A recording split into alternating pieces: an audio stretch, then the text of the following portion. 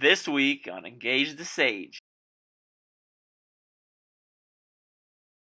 Hi everyone, I'm Don Saucier. Welcome to this week's episode of Engage the Sage. This week, I'm going to tell you why you should fire hose your students with content while you're teaching. A lot of teachers try to throw as much content as their students as they can, as fast as they can. Because so many people do this, there have to be some good reasons for why they're fire hosing their students with content. So today, I'm going to share with you some of those reasons. Warning, lots of sarcasm ahead. The first reason you should fire hose your students with content is so your students cannot critically evaluate the content that you're teaching. If you are fire hosing your students with content, they can't think about it. So that means they can't critically consider it, they can't make critical connections, they can't draw relationships between the content, they can't think about it very deeply. Now, if your students don't want to be challenged in class, this is going to be helpful for them because if they don't want to think, you're making sure they can't think. The second reason to fire hose your students with content while you're teaching is so that they won't have the ability to ask you questions. If your students are struggling so hard to keep up with you that they're speed writing or speed typing, they will not have the ability to think critically, as I talked about before, so they will not be able to form questions that you would have to answer.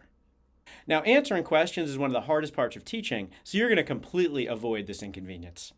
The third reason to fire hose your students with content while you're teaching is to keep that conversation in your class one-sided.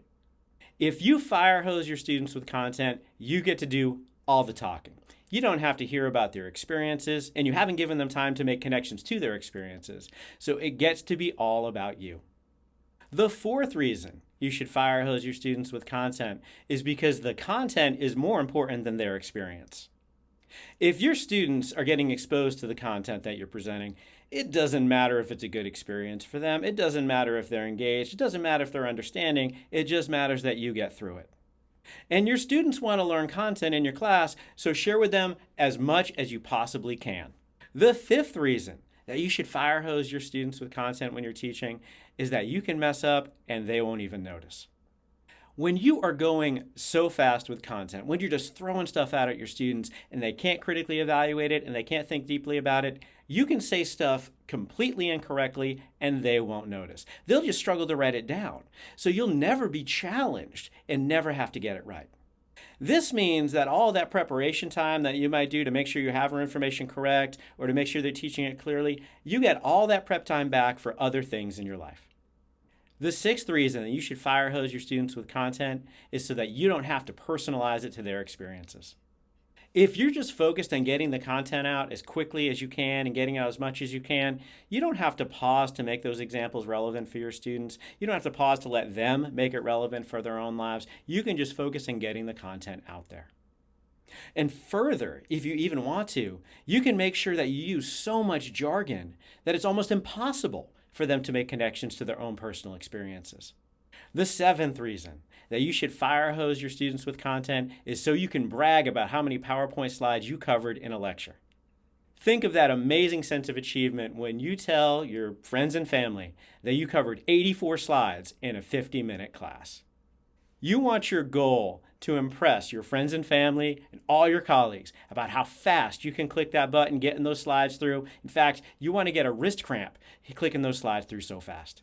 And then, when you're demonstrating your teaching excellence and teaching success, don't focus on demonstrations of student learning. Focus on numbers of slides that you covered in your class.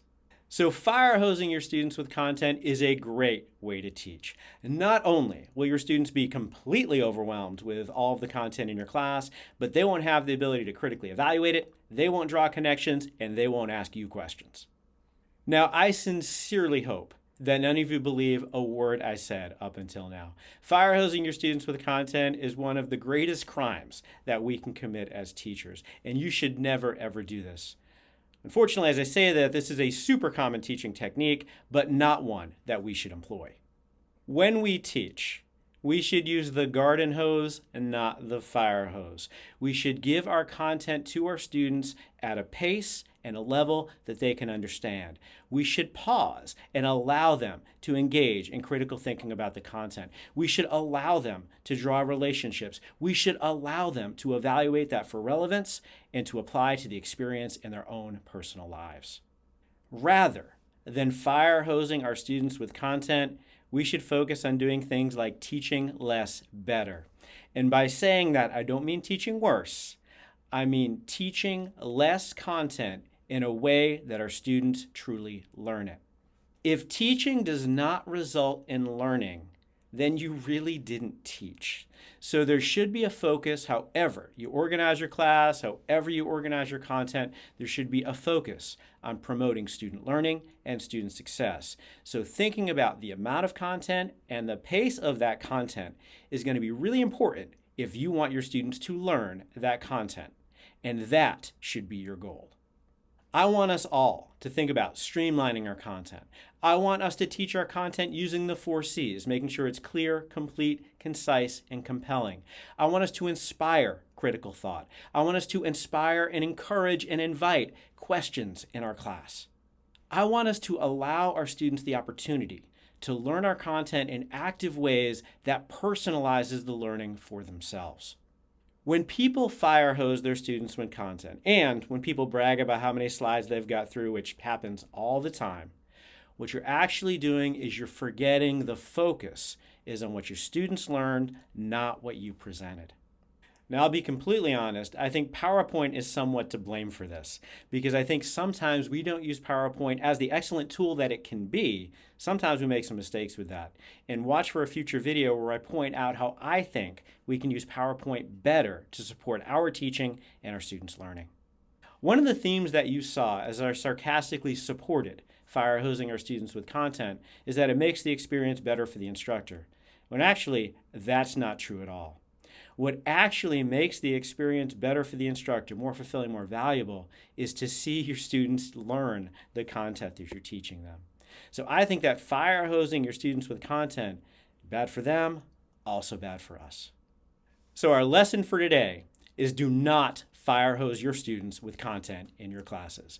That makes it harder for them to learn, and that goes against the job we're trying to do. In the comments below, I would love to hear your comments about how to avoid overwhelming our students in the classes that we're teaching them. Thank you for watching this episode of Engage the Sage. Please like, subscribe, sign up for notifications, share us on social media, and we'll see you next time with a more serious version of Engage the Sage.